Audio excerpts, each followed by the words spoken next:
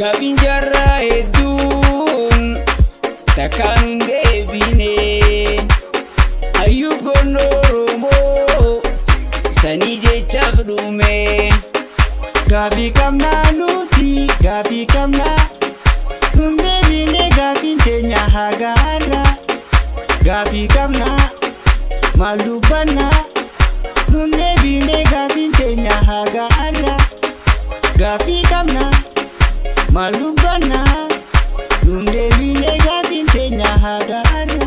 Haacaaluu Hundeessaa eebbisaa yaadannaa nu goobana Usmayyoo faaya. Finfinneen teenya, Adaamaan teenya, Bushooftuun teenya, Dirreelleen teenya, Naqamteen teenya, Cirrooleen teenya, Baddeessaan teenya, Galamsoo teenya, Machaaraan teenya, Waaculleen teenya, Bookelleen teenya, Jimmalleen teenya, Yeyyee teenya.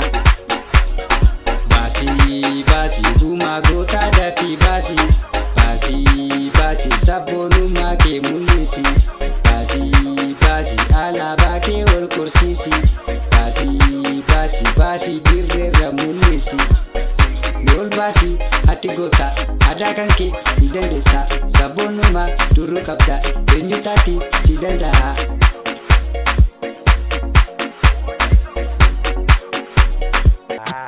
Anjaaladhee miti kan si jaaladhe miidhaga kee qofaaf kan si foofladhe yaaduu fakkaan taane ta'uuf tilmaamame kan na dhibbuu boontu maaf si jaaladhe. Anjaaladhee miti heehee kan si jaaladhe heehee miidhaga kee qofaaf kan si foofladhe kan na dhibbuu boontu maaf si jaaladhe maaf si jaaladhe. Dhuguma jaalala jedhee si jaaladhee keessa garaa kooti baasii sitti madhee amboojii amaan kee fuula kee dubbisee gadda kan kee gadhee kolfa kee gammadee aneenyummaa kan kee yoomin si qorradhee otuman si beekin tasa si foofladhee yeroo baatee galtu gara mana keetii ijji koo si arguuf balbala gadheetti.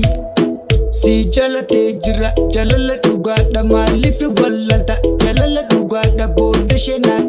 Si jaalatee jira jaalala dhugaadha maaliif wallalta jaalala dhugaadha booda sheenaan teeti odaan isheen utabeenitti furaadhu mucaan si jaalata. Si jaalatee jira jaalala dhugaadha moo jaalalaan beektu maaf kanaan dhaabbata waaqni si gaafata odeeni gaaffita beenitu furaadhu jaalala dhugaadha.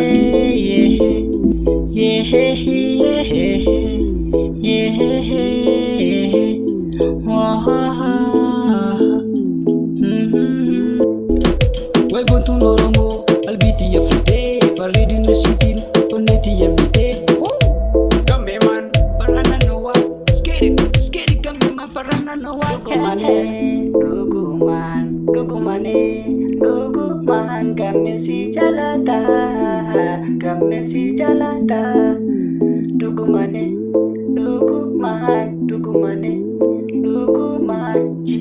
Chifasman bis gambe bra get it well.